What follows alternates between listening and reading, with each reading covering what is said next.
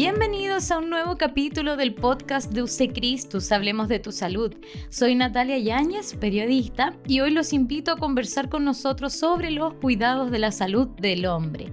Para todas las dudas en torno a este tema, estamos con el doctor Miguel Ángel Sarraz, urólogo de nuestra red de salud. Doctor, bienvenido, ¿cómo está? Muchas gracias por participar en nuestro podcast. Hola Natalia, muchas gracias a ustedes por la invitación. La verdad, un agrado estar acá conversando sobre este tema tan importante para los hombres. Doctor, durante noviembre conmemoramos el mes de la prevención del cuidado del hombre. Cuénteme acerca de esto, ¿cuál es el mensaje que queremos entregar? Bueno, el mensaje más importante a entregar, la verdad, es que los hombres, sobre todo, somos bastante reacios a consultar al médico. Muchas veces los hombres, hasta que no tenemos 40, 50 años, no consultamos espontáneamente con el médico. Entonces, la idea es promover que los hombres consulten precozmente y sobre todo en el contexto de la prevención del cáncer testicular y del cáncer de próstata, ¿ya? Es por eso mismo que queremos entregar esta información a través de este podcast para que usted nos cuente la importancia del chequeo y cada cuánto deberían, por ejemplo, visitar al urólogo.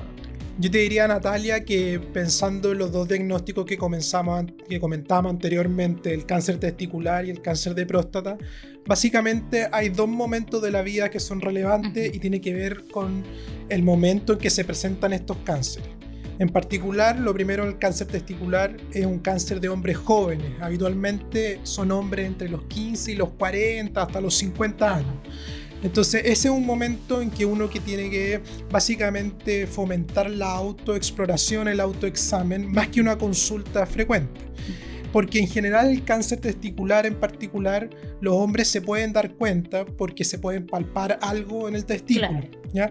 En cambio, por el contrario, el cáncer prostático lamentablemente no da síntomas. Entonces en ese contexto es súper importante que los hombres consulten en forma preventiva a partir de los 50 años con el urólogo, y si tienen antecedentes de cáncer en la familia, de cáncer prostático en particular, y a esto me refiero con, por ejemplo, papá, hermanos o tíos con cáncer prostático, sea familiar de primer grado, consulten un poco antes, o sea, ojalá a los 40 o 45 años, más o menos ese es el periodo en que debieran consultar en forma preventiva. ¿Y cada cuánto debería asistir según esta información que nos entrega? Bueno, en general después de los 50 años uno recomienda una consulta anual, ¿ya? Pero va a depender un poco de cada paciente, y ahí habitualmente somos nosotros los urólogos que entregamos la recomendación. Puede ser en forma anual, y en algunos pacientes que tienen menor riesgo uno los puede citar cada 2 o 3 años, ¿eh? Doctor, pensando en el caso nuestro, por ejemplo, las mujeres desde pequeñas nos enseñan a que tenemos que ir al ginecólogo, ¿cierto? Por las diferentes etapas en las que vivimos. ¿Los hombres también deberían ir desde pequeños, consultar específicamente con un urólogo o con un médico general ya va? Yo creo que no necesariamente con un urólogo cuando son jóvenes, ya, a lo menos que se palpen algo extraño en el testículo, tengan alguna consulta específica, digamos. Lamentablemente en los hombres hay mucha menor conciencia con respecto a la prevención en salud en comparación con las mujeres. En las mujeres está muy metido el tema del cáncer de cervicuterino, por ejemplo, que tienen que hacerse Papa Nicolau todos los años, o después hay mucha más conciencia con respecto al cáncer de mama, pero en particular en los hombres lamentablemente no hay una conciencia tal para el cáncer testicular o el cáncer de próstata. Bueno, por esto mismo queremos abordar algunos temas relevantes para la prevención, como por ejemplo, que usted lo nombraba al principio, la próstata. Entonces, para que nos cuente qué es y por qué es tan importante su cuidado y chequeo. Bueno, en particular la próstata a los hombres yo te diría que nos puede dar dos problemas en la vida. Un problema primero es que a todos los hombres con la edad la próstata nos crece. Y ese crecimiento puede dar algunas molestias, en particular molestias urinarias. O sea, ¿a qué me refiero? Los pacientes comentan que pueden tener dificultad para orinar, que tienen que hacer fuerza para poder orinar, que notan que el chorro es débil, que sienten que no vacían bien la vejiga, que tienen que ir con urgencia al baño cuando le vienen las ganas, que se empiezan a levantar varias veces en la noche, por ejemplo. Esos son todos síntomas de que la próstata pudiera estar crecida o aumentada de volumen, que es una cosa que nos ocurre a todos los hombres con la edad, pero hay algunos hombres que les crece más que a otros, ¿ya? Lamentablemente no hay factores que estén claramente determinados que produzcan esto. Probablemente la genética tiene mucho que decir ahí. Ajá. Ese es el primer problema.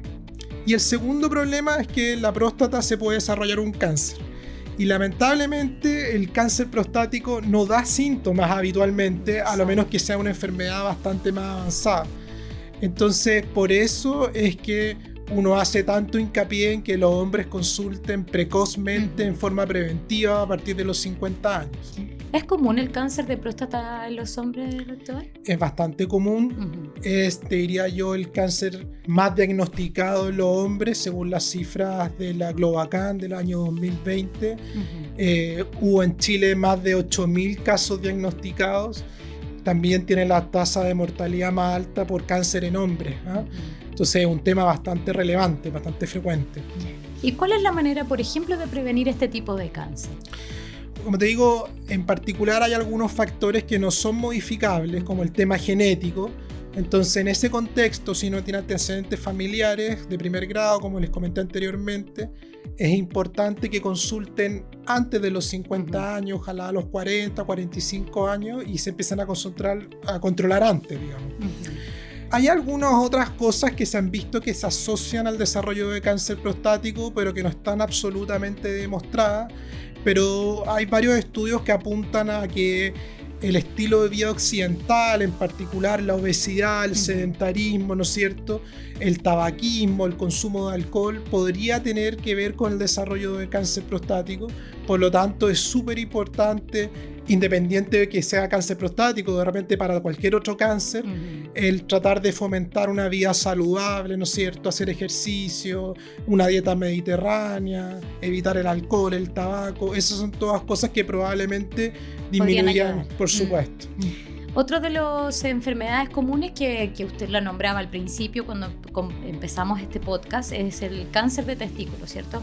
Sí. ¿En qué caso esto se puede dar? Y claro, lo que nos comentaba usted, cómo de alguna manera darse cuenta de que pudiese haber ahí una afección. El cáncer testicular es un cáncer de hombres jóvenes, como les comenté anteriormente. Son hombres habitualmente entre los 15 y 40 hasta los 50 años. Eso es lo más frecuente.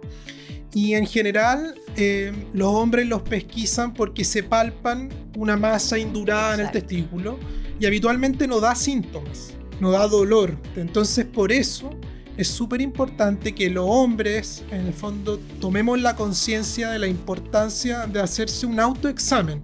¿A qué me refiero con esto? Por ejemplo, una vez al mes en la ducha, ¿no es cierto?, con el agua corriendo, caliente, en el momento en que se suelta un poco más la piel del escroto y uno es capaz de poder examinarse mejor los testículos, examinarse y tocarse y conocerse en el fondo. Exacto. Y poder tener la capacidad de identificar si uno palpa algo que le parece fuera de lo común, consultar precozmente. ¿Y esto puede darse también por genética, doctor, o en verdad es más amplio? Es más amplio en general. El factor genético no es tan importante como en cáncer prostático.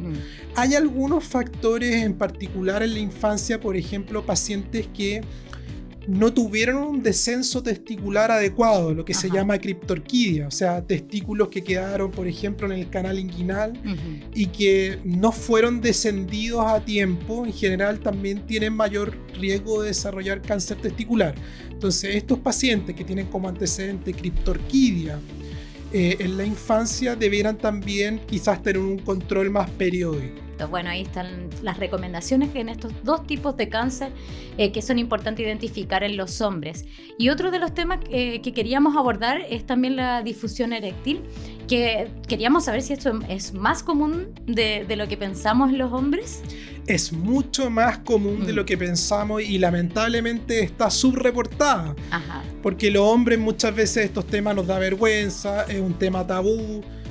Cuesta consultar. Habitualmente cuando los hombres ya consultan por esto es cuando son ya disfunciones eréctiles muy avanzadas. Entonces probablemente esto está claramente subreportado, pero se estima que probablemente la prevalencia de disfunción eréctil debe ser sobre los 50% y aumenta mucho con la edad. Entonces probablemente pacientes sobre los 50, 60 años, esta cifra puede ser aún mayor. Doctor, y para quienes nos escuchan, ¿cuándo hablamos de disfunción eréctil? Básicamente una disfunción eréctil se entiende cuando los pacientes comentan que tienen dificultad para lograr erección, ¿no es cierto? O pacientes que logran erección y la pierden durante la actividad sexual. O pacientes, por ejemplo, que manifiestan que tienen la libido disminuida. Eso también se considera dentro de las disfunciones sexuales masculinas, digamos. ¿Hay opciones de revertir esto, doctor? ¿Algunos tratamientos que nos pueda contar de lo que se hace acá en UC Christus? La disfunción eréctil se asocia mucho con los estilos de vida poco saludables. En particular, lo que vivimos en la actualidad, una epidemia de obesidad, ¿no es cierto? El sedentarismo, el tabaquismo, todos los factores de riesgo cardiovascular, la enfermedad coronaria, el colesterol alto, la diabetes, por supuesto. Todo esto se asocia mucho al desarrollo de disfunción eréctil y te diría yo en concomitancia, y muchas veces se mezcla también con disfunciones del entorno mental. Eso mismo le iba a preguntar, claro. Como alguien que tenga mucha ansiedad o depresión, por ejemplo, puede afectar también. Por supuesto, habitualmente las causas de la disfunción eréctil son mixtas, son orgánicas, lo que comentábamos anteriormente, pero también el tema de salud mental tiene mucha importancia. Justamente sobre ese tema que estamos hablando, doctor, y también por lo anteriormente nombrado, ¿cierto? Con los cuidados del hombre, contamos en UC Christus con un equipo de urólogos para que nos cuente acerca del trabajo que ustedes realizan. En la red de salud UC Christus tenemos un equipo amplio de urólogos. En general estamos divididos por áreas, ¿ya? De interés. Hay urólogos que se dedican más a ver temas de cáncer, hay otros que se dedican a ver más cálculos renales, ¿no es cierto? Otros que se dedican a ver andrología, y hay otros que hacemos más urología general, ¿ya? Perfecto. Y atendemos en todos los centros de salud de la red de UC Christus. Bueno, doctor, muchas gracias por entregarnos esta relevante información y por participar con nosotros en Hablemos de tu Salud. Muchas gracias, Natalia. Un gusto haber estado conversando con ustedes. Si necesitas consultar con un urólogo y agendar una hora, ingresa a uccristus.cl. Muchas gracias a todos por seguir el podcast de UC Christus. Nos encontramos prontamente en un nuevo episodio.